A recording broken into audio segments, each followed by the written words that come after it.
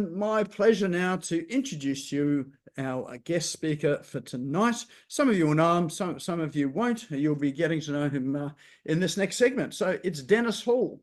He is he's got an MBA and a CLF. I'm not sure what a CLF is. I'm just thinking that is a cheerful, lovable fellow. So of course, Dennis is definitely that, but he's also a local and micro business growth champion, author of that book that I just had up on screen as well. He's a speaker and presenter, but he's got a philosophy that I really love as well. And that's why work in a business that ties you down and stresses you out when you could just as easily work at something that you do love, that sets you free and enjoy your dream lifestyle. And of course, Dennis is living that at the moment. Sort of in a place that I used to live, well, not the exact house, but the location that I used to live in. So he has a business called AusBizLinks. And that there operates the Business and Jobs Expo in Southeast Queensland and now online. So I've participated in many of those. And what they are is they are one-day pop-up events to enable business owners to meet, connect, learn, network, gain expert advice, and discover profitable business ideas. Now he's got, I know it doesn't look like it, but he has got 30 years of management and leadership experience. So he's been working in businesses, both large and small, and has an MBA in marketing management. So he must know what he's talking about. So I'd like you to put your hands together and let's welcome to the stage Dennis Hall, who's going to talk to us about the 4 key factors local businesses need to know to 10x their marketing results. Dennis Hall, over to you. Wow, what an introduction. I don't know how I follow that, maybe I should get you to do my presentation for me, Nick. All right, it's time to wrap up the evening now. Thanks, Dennis. Yeah.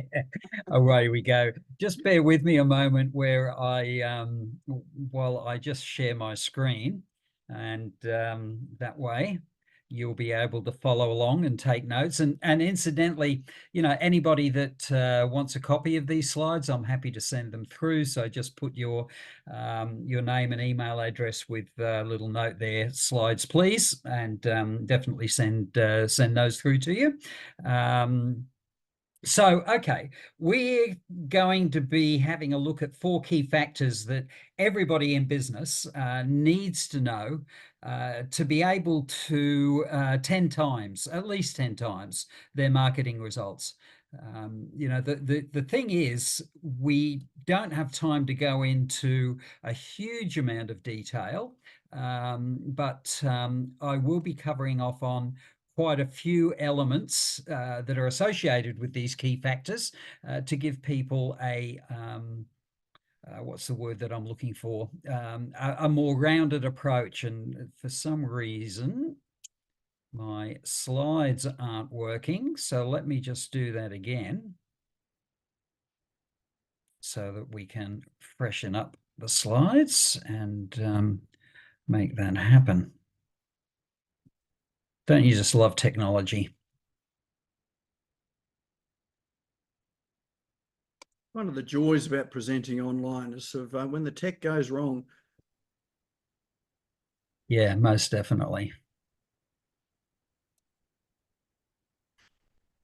Okay. It was working. Oh, here we go. There we go. Okay, so our next 45 minutes or so, we're going to be analysing, exploring, and generally discussing these 4 key factors. One being your mindset in terms of the way that you approach your marketing. Another being your understanding what the purpose of your marketing really is. I think a lot of people have a bit of a warped view about what marketing should be doing for them, which is why they're often disappointed with the outcome. Understanding what your role in the marketing equation is, because you do have an important role to play, and it's probably not the role you think it is, or the role that people have been telling you it is, and why we should abandon using slogans to try to build relationships.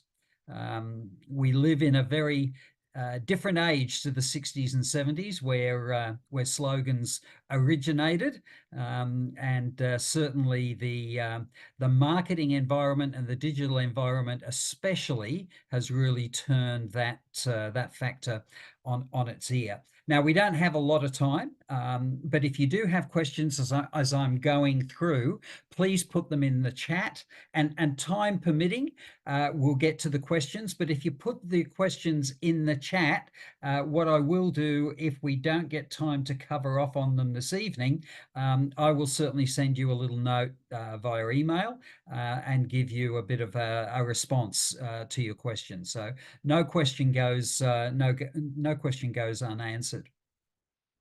So, okay, marketing means a lot of things to a lot of people, but for us as solopreneurs, local business operators, micro business operators, we really need to get very clear about what marketing's about and what it needs to be about for us, because marketing for local businesses and SMEs needs to be very different to the big end of town. You know, when you got a couple of $1 million to throw at a marketing campaign, you can really afford to let some of the old time paradigms slowly drip away for you. But in local business, you've really got to be more about guerrilla tactics. You've got to be able to hit and run and get results as you're going along. Otherwise, you go broke really, really quickly. So let's explore this. You know, back in the good old days, pre-1995, pre-internet, marketing really was certainly for local businesses was mostly about yellow pages. You know, you put your ad in the yellow pages and it worked for the majority of businesses. You did letterbox drops and they worked for the majority of businesses. Local newspapers, local magazines, and local radio all worked really well depending on the nature of the business and what it was trying to achieve. But that world doesn't exist anymore. And yet I still see businesses factoring in these elements to their marketing mix when they don't have the budget to spread it that thinly. So the reality is the internet has changed not just the way marketing works, but has also changed the way your customers think. And that's certainly the case since COVID. COVID forced people to change their habits because we were forced to stay indoors. We were forced to not socialize. So how do you go shopping when you can't get out? You know, what do you do for relaxation and entertainment? You know, the internet has put the world in people's palms and made them realize that for years this resource was there, but they really weren't utilizing it to the extent that they could. So with this, control has shifted dramatically.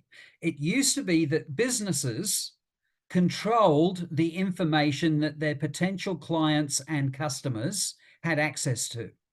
They no longer do that.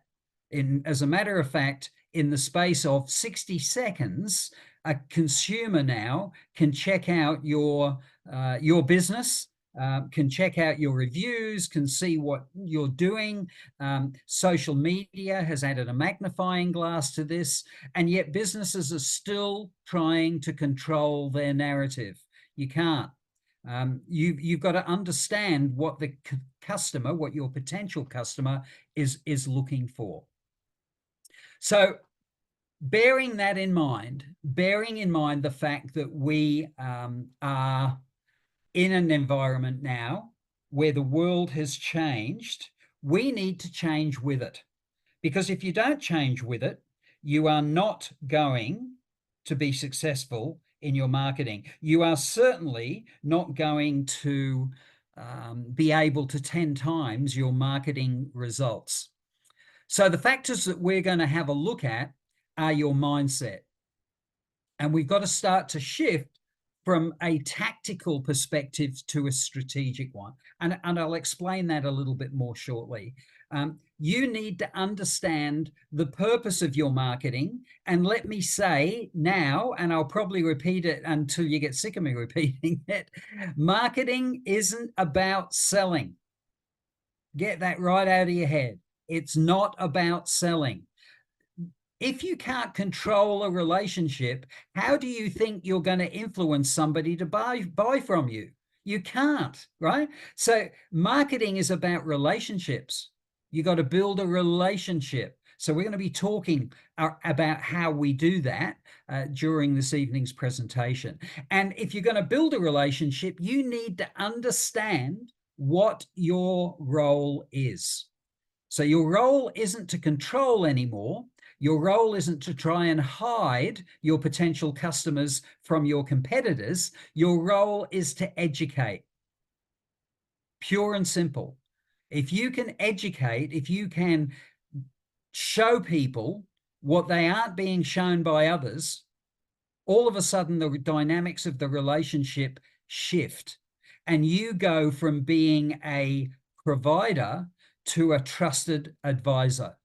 And that's what you want to be, because for as long as you're a provider, you are always going to be exposed to the let's buy it cheaper mentality. Don't forget, on the internet, your customers, the existing ones, and your potential customers are only ever one click away from your competitors. So because your potential customers and even your existing ones to an extent have got very little information against which to make educated choices, guess what they make their choices on? The lowest common denominator, price. You've got to be able to get them out of that mindset, and you don't get them out of that mindset by hammering them and trying to sell to them. More about that shortly. And as I mentioned before, you've got to drop the jargon, slogans, catchphrases. You know, these things are a turn-off. They're a turn-off because they have no substance. They're designed to catch attention. And in that respect, they can be useful, but they do not build trust. How many slogans do you hear from the big four banks? And every time you hear the slogan, you go, yeah, right. They destroy their own credibility by trying to use slogans to stay top of mind in the marketplace's brains. Yeah, that was the old way. You know, when you had 30 seconds on a TV commercial, which was the way the big boys used to influence the marketplace, you got 30 seconds on a commercial, you use slogans because it's a quick way of making inroads into the mind of your potential customers. But with the backup of the internet, they can check you out in a heartbeat. And if you don't live up to the jargon and the slogans, you're Gonski, right? So slogans and jargon, they need to be used at times, but they cannot be relied upon as the mainstay of your marketing message. And so many times I see local businesses trying to work the slogan hard when they're not going to be able to compete with the big boys. As a matter of fact, their biggest advantage is their lack of size. But they try to compete with the big boys on their turf. You're not going to win that battle. So moving from this tactical to strategic mindset, there is a difference between strategic and tactical marketing. Strategic marketing is all about the content of your message. It's what you say and how you say it, including concepts that you choose to focus on. This is what a strategic marketing approach is about. Tactical marketing is all about the execution of the message. It doesn't matter where you appear if you've not got your message right. So execution includes placing ads. It includes building a website. It includes your social media. It includes networking. These are the vehicles that you're going to use to get your message across, these vehicles and others. But make no mistake, tactical marketing is nowhere near as important as your strategic intent. What are you trying to achieve with this? Because that leads to the content of your message. And importantly, who are you trying to communicate with? So what you say in your marketing, how you say it, are almost always more important than the medium where you say it in. So get out of that tactical mindset, get into a strategic mindset. Both are important, but the real leverage is in your messaging. And that's the strategy. Now, purpose. Purpose is an absolutely huge thing. When I talk to businesses and say, what's the purpose of your marketing? Well, I want to make more sales. Right. Okay. Well, I can see where you've been going wrong, because marketing isn't about sales. Marketing is about building relationships. And in the 21st century, with the digital world we live in, we have never had it so good in terms of being able to build relationships, but we burn our market all the time. How many times, show of hands, or maybe just put a Y into the chat. How many times have you been to a networking event and within 10 seconds of meeting somebody, they're pitching you? They're trying to sell you something, or they're trying to make an appointment to come out and see you, or to have a cup of coffee with you, or, you know, whatever, but you hardly know them. Yep. I know it happens to me a lot. The digital version is LinkedIn. Nick will smile with this one. You know, we're both on LinkedIn. We're both active on LinkedIn. We've both got very targeted and purposeful LinkedIn profiles. But I would get probably 6 messages a day from people wanting to connect with me. And in my profile, I say, I don't refuse a connection request, and I don't. Everybody that asks to connect with me, I connect with them. But the moment they send me a message trying to get me to have an appointment with them, when I still don't know them, and more importantly, they don't know me, I block them, because that's not the sort of relationship I'm looking for. It's not the sort of relationship your customers are looking for. So the purpose of your marketing has to be in building relationships.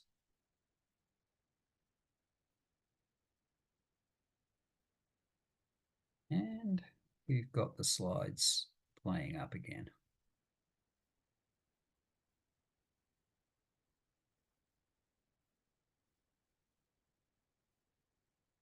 Forgive me while I reconnect this.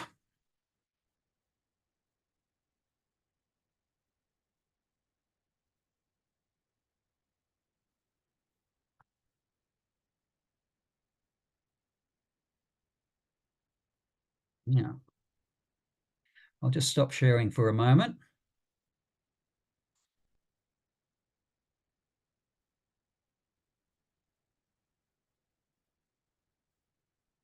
And reshare.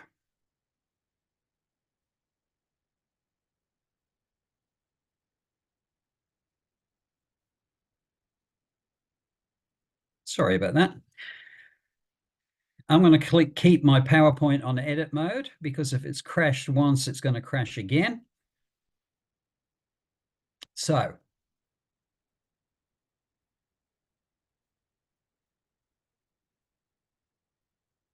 the purpose of your marketing, can everybody see the screen okay? Yep, cool. Is first of all, to identify who your tribe really are. Because believe it or not, your potential customers aren't anybody with $1 in their wallet. You know, your potential customers have got specific needs that you can help them with. So you need to know who those people are. Where do they live? What do they do? What are the challenges that they face?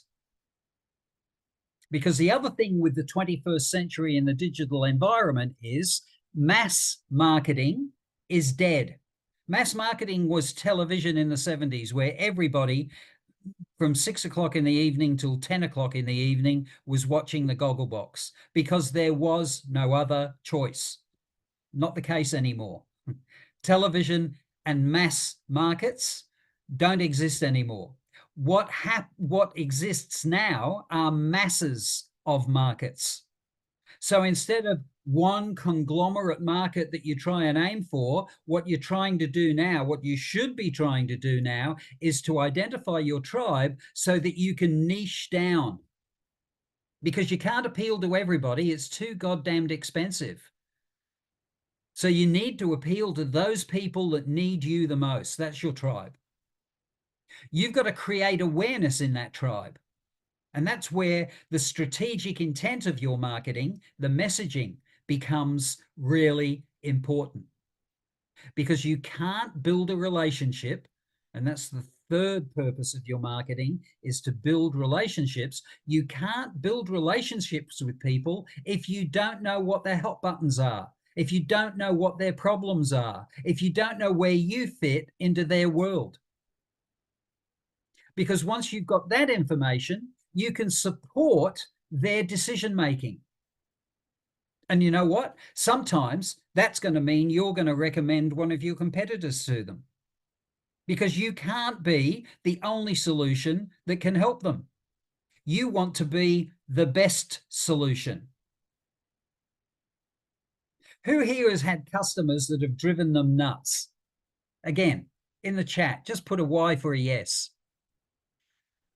I know I've had lots of customers that have driven me crazy. And you know why they've driven me crazy?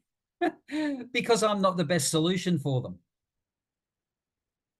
I can offer them a solution, but I'm not the best solution. In the early 2000s, I started, I left the corporate world and started working in seminar delivery, workshops, and executive coaching. And for 15 years, I was a facilitator and executive coach for the Australian Institute of Management. I had quite a few clients that would come to me and say, we need you to help us with our marketing. But often I would take on a project and regret it because I wasn't the best solution for them. So I was trying my best to give them the solution they needed, but I wasn't hitting the mark. So I decided that I wasn't going to do that anymore. If I wasn't the perfect fit for them and they weren't a good fit for me, I'd recommend them to somebody else. Now, that seems a little bit crazy, but a funny thing happened.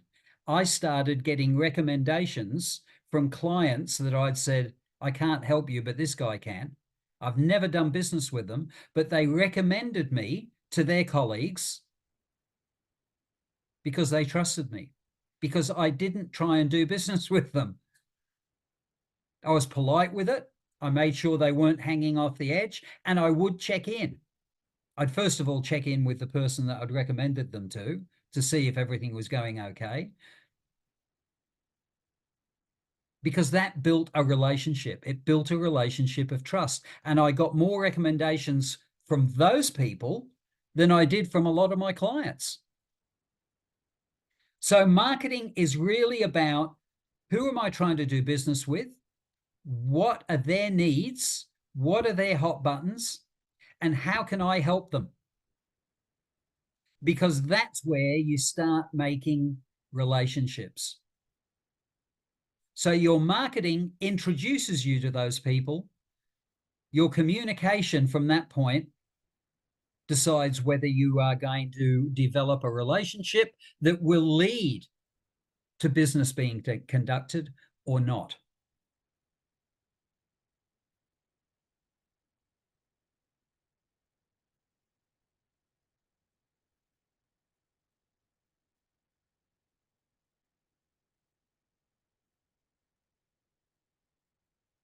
So your role, and I've already covered on some of these aspects, you've got to know what's important to your tribe. You've got to educate them on making their best choices to achieve their best outcome. And if you can't prove that you are that choice, then you're not the best fit for them. And even though it's very tempting to take them on anyway, don't do it. Don't do it. Or if you do it, at least tell them that you're not the best choice. Look, I don't think I'm your best choice for this particular instance. I can recommend you to some people.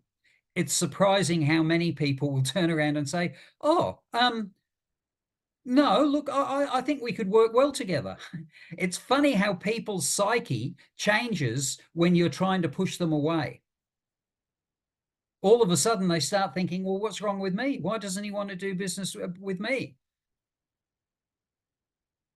But be aware that where you're not the best choice and you don't tell them that, but you take them on board anyway, you're creating a rod for your own back. Drop the jargon. Don't rely on slogans. Slogans can be effective in getting somebody to stop scrolling or stop searching, but unless you can back it up with substance, they're just going to go back to scrolling. They're just going to go back to searching, because catchphrases are only effective for a short amount of time. It's funny these days, you know, we get hit by a lot of stats, but one of the interesting stats is that when people are watching television, even if it's a streaming service, if they're watching television with adverts that are coming up every now and then, and let's say it's 9 now, and up comes an ad for a program they're going to release very shortly on the unsuspecting Australian market, and it's an American program, right? A lot of them are, and they say the #1 program in America is coming to Australia soon. Within 10 seconds, most of that audience knows they're lying through their back teeth, because what they've done whilst the ad is on is Google that program. And it was actually cancelled in America 3 weeks earlier because it bombed. Now, what do you think the credibility of that network is after something like that? Is it any wonder that people are turning away from the networks? I mean, apart from the fact that they've got crap programming, and unless it's a reality show, they don't want to feature it on anything. They're constantly telling porky pies. They're not giving us what we need, and they're trying to appeal to everybody. It's a mistake. And it's a mistake that a local business can't afford to make. A television network has got some substantial resources behind it to keep going even when people aren't really watching the programs that they're churning out. But a local business, if your local market turns off you because your jargon or your slogan hasn't lived up to their experience, you're going to be in trouble very, very quickly. And this is why the cycle of businesses going bust is accelerating. It's not accelerating because people don't want to deal with local businesses. People are screaming out to deal with local businesses, but too many local businesses are thinking that they're still in the 1990s.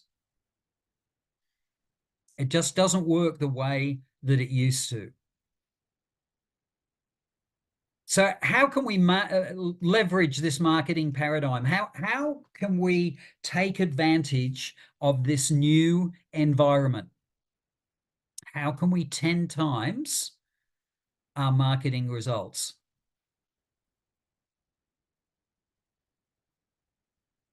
Well, we've got to change the way that we are messaging with people. Hootsuite tells us that on any given day, people are exposed to upwards of 10,000 marketing messages per day. Think about that for a moment. 10,000 marketing messages. But when you really start thinking about it, it's not that difficult to achieve. How many ads do you see on Facebook? How many ads are you seeing when you do a Google search? How many times have you been talking with your partner or a friend or whatever about a cruise that you're going on, and all of a sudden your Facebook feed is full of cruise ads? We are being bombarded with messages designed to influence our thinking. And in that environment, how the devil do you stand out from the crowd? How do you stand out over your competitors? How do you stand out over the big boys? Well, the reality is you can't do it with frequency, but you can do it with impact. And that's what the interrupt is all about. This is the only time that a slogan is appropriate, because that's what a headline should be. But a headline doesn't need to be 1 or 2 words. A headline can be a sentence. It can be a long sentence. The thing is, the headline or the interrupt has got to relate to the market that you have identified as being your tribe. It's great when I often see, and don't get me wrong, I don't think that radio is a waste of time. I think for most local businesses, it's not relevant. If you're a restaurant, for example, or a takeaway food store, and you're advertising on radio, you're wasting a bucket load of money, because that radio station has a footprint, and the footprint is a lot bigger than your circle for getting customers from. Because let's face it, if somebody has got a retail outlet, a restaurant, a takeaway that's in the south of Brisbane, people are not going to travel to Brisbane City or the north of Brisbane to take advantage of that, because there's too many other options on the way there. But if you're advertising on radio, you're paying for all that wastage, because the radio station's rates are related to the reach and size of their market. And they'll have quite a wide reach in terms of the geography that they broadcast to. But for your headline to mean something to your tribe is one thing. But if you can't back that up immediately with what comes after, the messaging that comes after that headline, then you've just wasted a lot of brain power. And that's what the engage is all about. It has to live up to the headline. And from there, you've got the opportunity to educate them.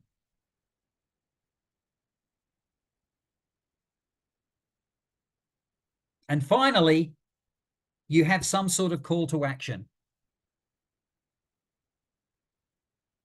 That could be something as simple as a free report, provided the report is meaningful. Don't give free information that is biased to your own business. It has to be independent. It has to be genuine information that is of use to your tribe.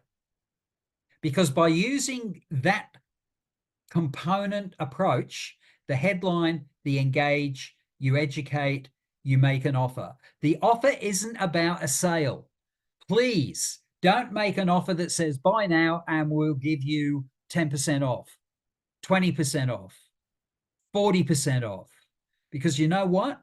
At any one given point in time, less than 5% of the people that are looking at what you've got are actually in the market to buy. Over 90% of people that engage with a message are not ready to buy. But when you look at most of the ads out there, they're pitched at the 5%, not the 90%. You want to shift your marketing so that you're starting to communicate with people that are researching but they're not ready to buy yet. They've not made up their mind yet. Because in doing that, you've got an opportunity to build a relationship that's worth more than just the lowest price.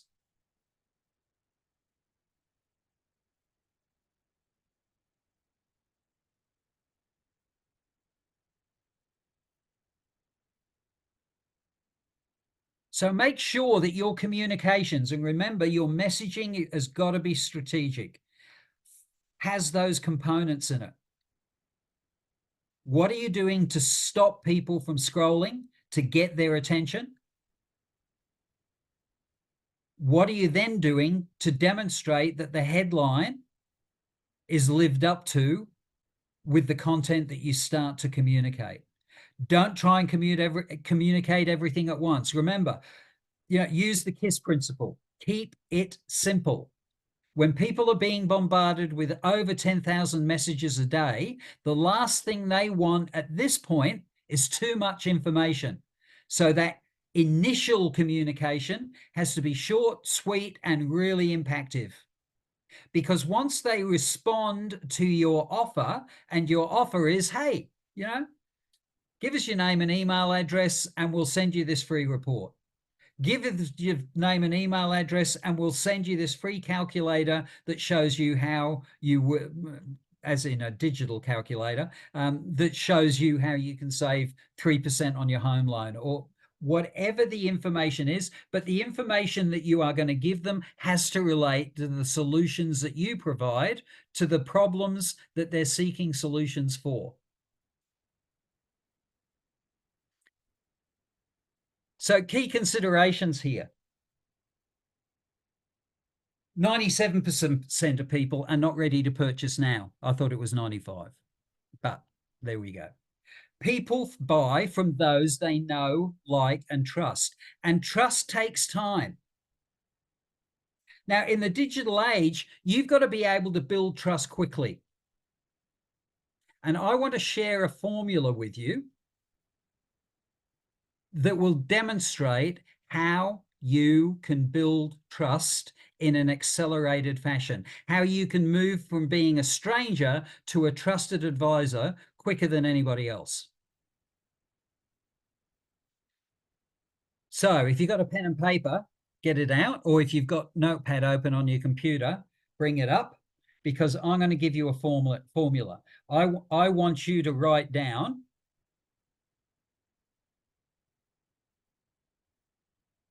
the letter T, followed by an equal sign,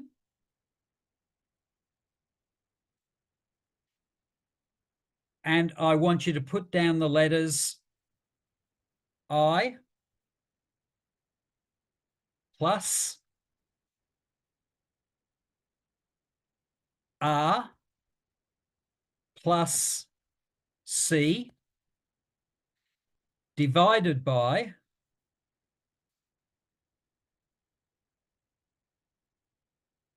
SI. This is a formula that was made popular in the 80s by a guy called David Meister in his book, The Trusted Advisor. And I bought the book because at the time I was selling services into the marketplace. Now, how do you sell services into the marketplace when your potential customers are thinking, well, he's going to try and sell me what he does because that's how he makes his money? And that's true. So I had to find a way to become a trusted advisor where they would accept what I was saying, because what I was saying was true and accurate. And this formula helped me enormously. So what does that mean? Well, the T stands for trust. The I stands for intimacy. Now, we're not talking here physical intimacy, because physical intimacy with your customers isn't going to do you any good with your partners, right? So it's about how much do we know about each other? That's what we're talking about when we're talking about intimacy in business. What do we know about each other?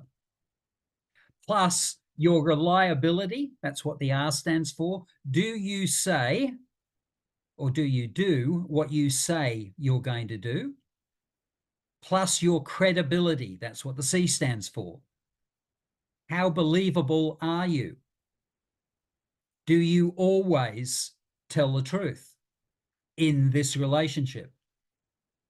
Divided by self-interest. Self-interest is what destroys trust in every single relationship, both business and personal. Because the moment you discover somebody is acting in their own interests, the intimacy, reliability, and credibility gets washed away because you can no longer trust them. So if you want to accelerate trust building, act in the other person's interest, not in your own. And when you think about every profession you don't trust, it's the self-interest that comes into the equation. Why do we not trust politicians? Well, one reason is because they tell us that our superannuation needs to be within certain parameters, but their superannuation is almost unlimited. We don't trust a used car salesman in the main because they just want to sell those four wheels. They're not interested in us. We know they're not interested in us. We can see the insincerity written on their foreheads. But think about the professions that we do trust. Nurses, for example, teachers, for example. They're two professions, and there's many, where you know they're not in it for the money.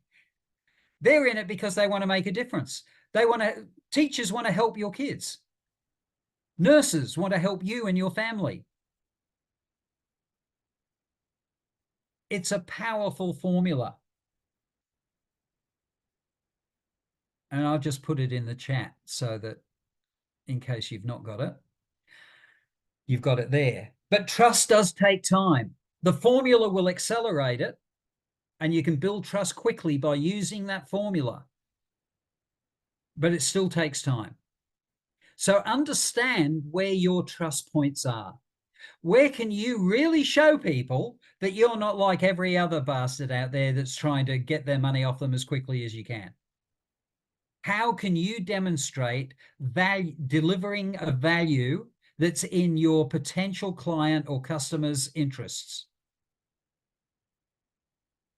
This is how you're going to stand out, because your messaging is going to be different to everybody else's. It's going to be, in the Australian vernacular, fair dinkum. And that's really what you've got to be. You've got to be fair dinkum.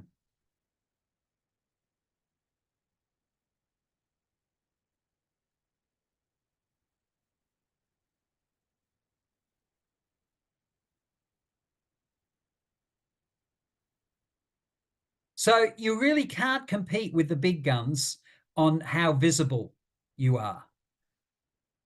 But you can compete with them in terms of impact, because you know what?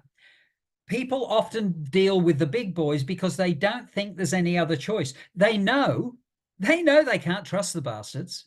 They know that they get ripped off by them. They know that their service delivery is lesser than they want it to be, but they still deal with them.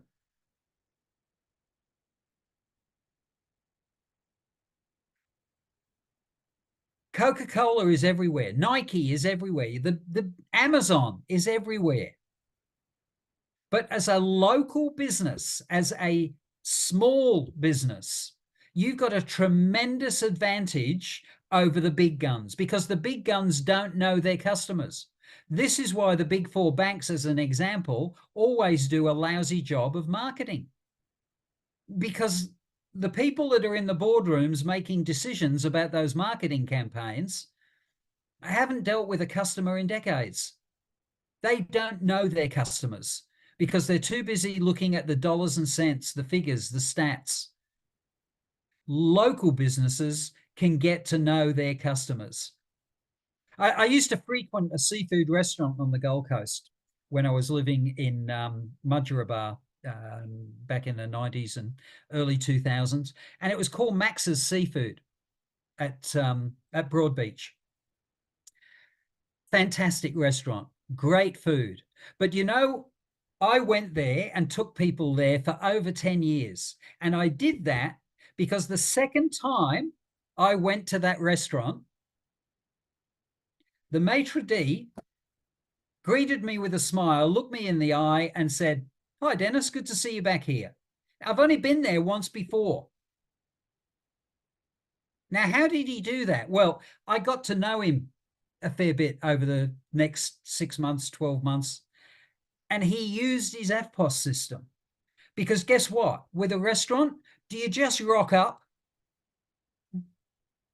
Mostly not. Not if you want to get a seat on a busy night. You make a reservation.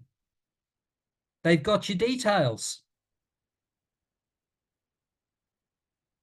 And this guy had a particularly good memory, but he even remembered that I drank scotch. So he's making notes as he goes along.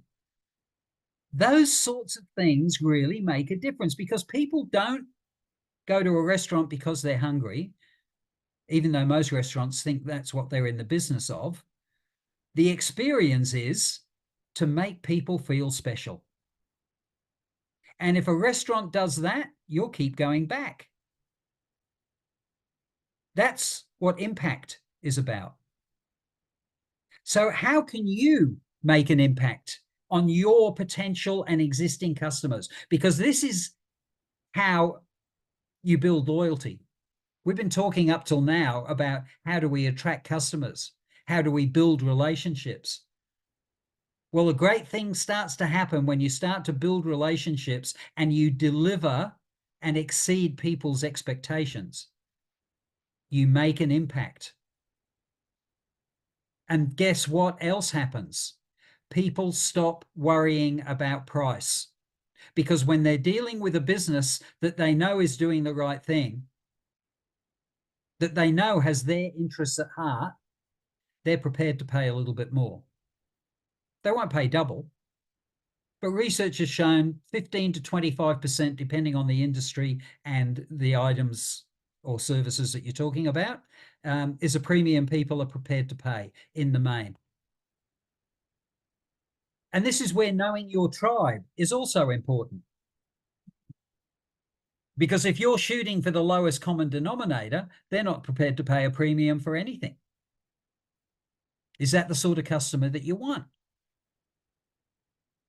Because if that's the sort of customer you're attracting, it becomes a race to the bottom. And that's why a lot of businesses go broke, because they're too busy discounting and not busy enough learning about their customers so that they can make an impact, so that they can exceed their expectation. Because if you do that, every one of your customers is your own personal salesperson.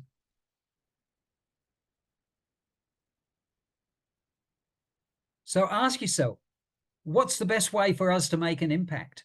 And how can we structure our marketing to be able to communicate that? So now what? Good question. If you keep doing the same things, what's going to happen? Exactly the same as what is happening now. And clearly you're interested in growing your business. You're not interested in stagnating, because if you're staying where you are, you're actually going backwards, because the rest of the world's moving ahead of you. So you've got to look at doing things differently. Now, in our business, for example, the Business and Jobs Expos, a physical business-to-business marketplace is what we're about. But you know what? That's not what our tribe's looking for anymore. So we're trying new things. Doesn't mean to say that we're abandoning the physical expos, but it does mean that we're trying new things. It's one of the reasons that we're having our virtual expo, 24th to 26th of July, free plug there, because we need to do things differently. We're getting feedback from a lot of our clients, because our tribe are the little guys, micro businesses, solopreneurs, family enterprises. This is our business. they're largely the businesses that nobody else is interested in because they're seen as being small fry. We want to make a difference in that community. And that community is saying to us, look, Dennis, it's getting really hard for us to take a day out of the business for an expo, even though we know it gives us results. So we've created the virtual expos as a mechanism to overcome that, because the virtual expos take an hour to set up, and then the platform becomes your salesperson. You don't need to be online when the expo is on. You don't need to be plugged into the expo, because every time somebody visits your booth at our virtual expo, the virtual expo says, hey, guess what, Nick? You got a visitor to your booth an hour ago or at 2 o'clock this afternoon. And then Nick can take the time when he's got the time to then reach out to those visitors. So it's a way of creating an opportunity to develop a relationship. It's a virtual expo is a way to get more people into your sales funnel. Does it work for all businesses? Nope. But we're not trying to get it to work for all businesses. We're trying to get it to work for our tribe. It's an example of how we're trying to move with the times and try and get ahead of the times so that we remain relevant to our community. You need to be thinking the same way. You need to be more strategic. You need to focus your marketing on your tribe, because you don't have oodles of money, and marketing in any form is expensive.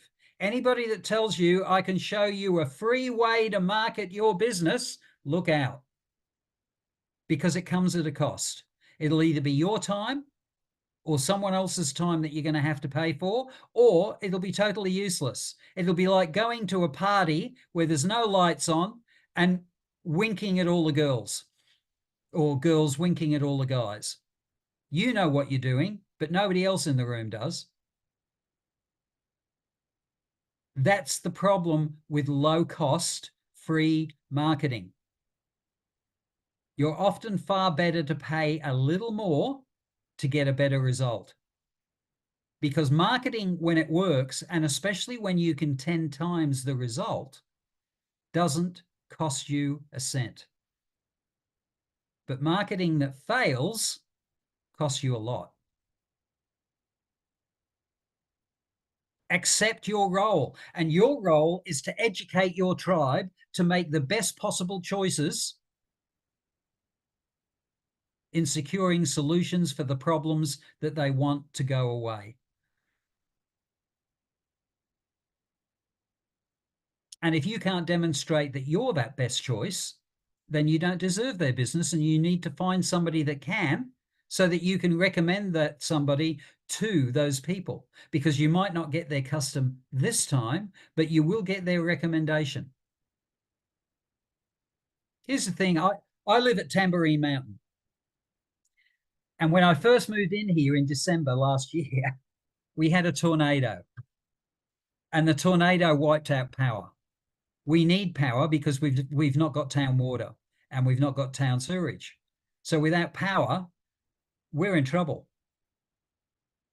Now, I didn't have a generator to begin with. I only moved into the area a week before the tornado hit.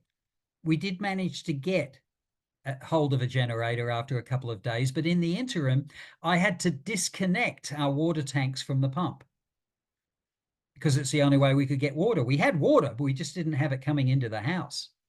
Anyway, long story short, we get a generator, but when I reconnected the pump, it wasn't working properly. So I asked one of my neighbors, do you know a guy? Yep, gave me a number. Phoned this guy up, said, here's the problem.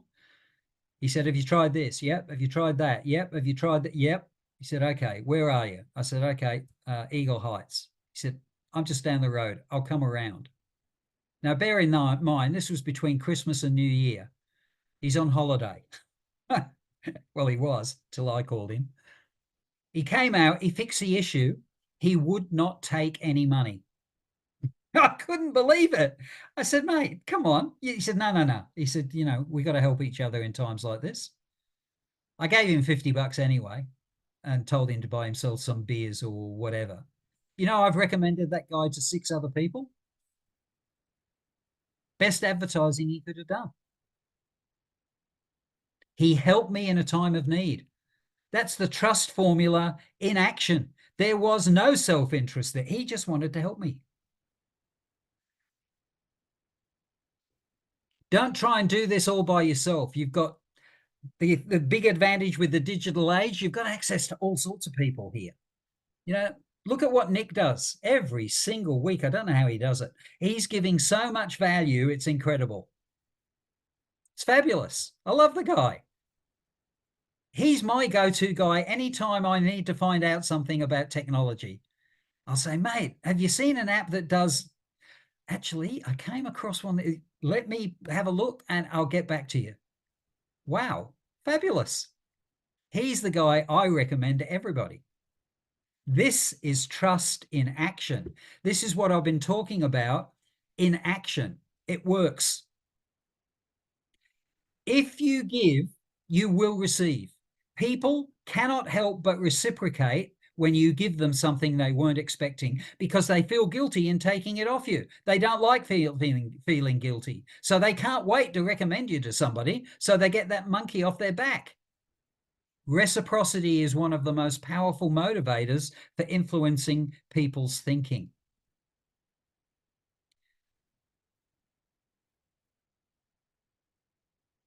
So we've been through a lot, all focused around those 4 key factors, but please understand we live in a different world. If you try and navigate in your vehicle using a map that's out of date, you're going to get lost. Understand that everything changes, and it changes on a dime in today's world. You got to be ready to move with it. As a matter of fact, you got to be ready to move ahead of it, because your customers are looking for you to lead and help them. They don't pay you because they see you as a charity case. They pay you because you can help them. And you do it in a way that they know the outcome is going to be in their best interest. Building that sort of relationship and getting people's trust takes time. But I'll tell you something, the moment one of your potential, or existing clients asks you a question that has got very little to do with what you offer, know that you're on the right track. Because when people start asking you questions that are unrelated to the nature of your relationship, know that they trust your opinion. That's the relationship that you want. I used to get into trouble when I was a sales rep.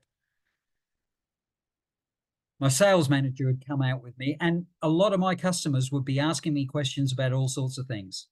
Dennis, what do you reckon I should do about this? We're thinking of going on a cruise. What do you reckon? I worked in the publishing industry. Nothing to do with the questions they're asking me. I had 25 minutes per call. And a good 15 of that was spent talking to them about shit that was nothing to do with what I was there to do. And my boss used to say to me, you could do another 4 calls a day if you just focused on the job. I said, I am focused on the job. These people trust me. So when I recommend that they should be buying this book over that book, they do. Trust is your most valuable resource, because once you've got that, everything else falls into place. So any questions? Happy to take some questions. I think we got a couple of minutes, a few minutes, Nick.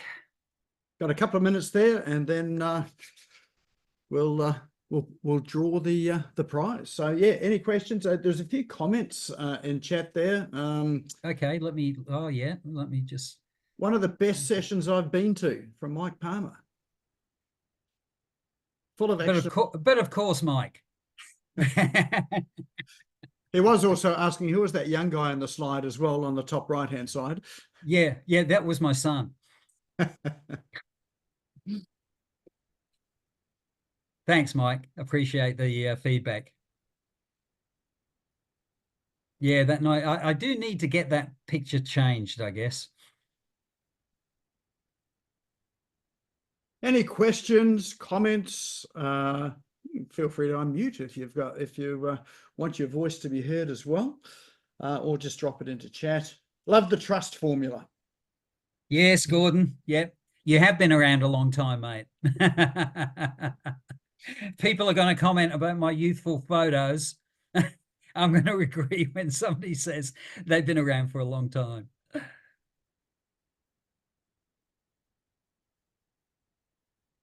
Okay, what are some great ideas for marketing and a lawn mowing business with so much competition around? Good question. Yeah, look, I think because there's so much competition around, and no pun intended, but there's also a lot of backyard operators. But yeah, I thought you'd appreciate that, Nick. Look, I think the best thing that you can do is focus on the client, right? So you think that what you're doing is mowing lawns, but you're not really. You're giving people pride in their homes, right? So that's really what it's about. People wouldn't be asking or wouldn't be paying people to mow their lawns if they didn't give a crap about the look of their property, right? So it's about the look of the property. It's about all of that sort of stuff. So ask yourself, what are some little things that you can do that your competitors don't? Because let's face it, every single person that you mow a lawn for has got at least two neighbors, and they talk to each other. Well, we hope that they do. They talk to each other about what's going on, right? So they usually talk about, oh, this guy, he'll do our lawn for $20. It's great. You want the sort of customer that says, oh, yeah, I used to have a guy like that, but the one I've got now cost me $30. But I tell you what, they always do something that I wasn't expecting them to. The other day they trimmed my rose bush for me. Just little things. You don't need to go all out. You don't need to introduce specials and all of this sort of stuff. Focus on the customers you've got right now rather than trying to look for new ones. Because the customers you've got right now, if you can wow them by exceeding their expectation, spend an extra 10 minutes at the end of each job, whatever, they'll become your ambassadors and you'll start to get business from the people that they talk to. That would be my recommendation as the big idea. Excellent. Fabulous. Well, I think that's probably all we've got time for now.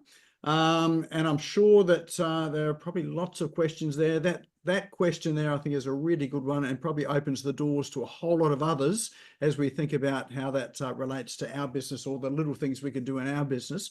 So that in mind, Dennis, what's the best way for people to get in touch with you?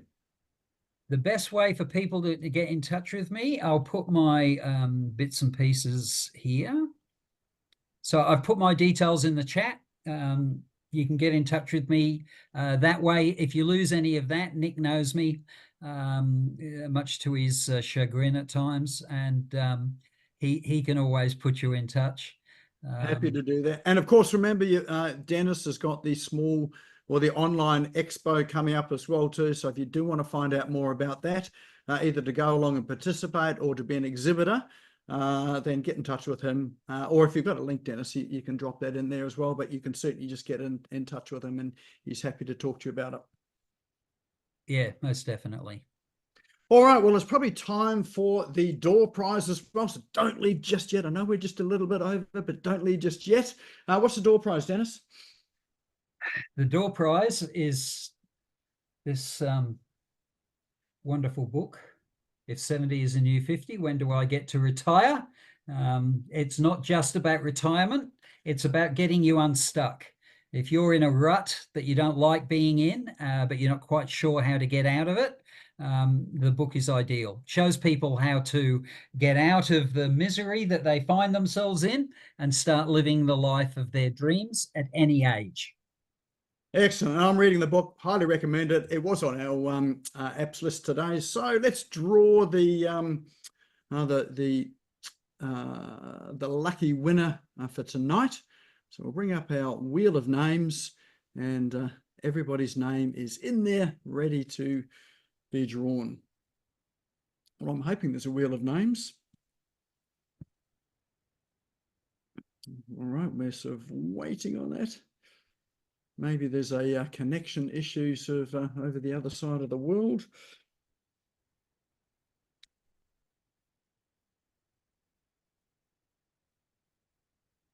All right, there we go. The wheel of names is up.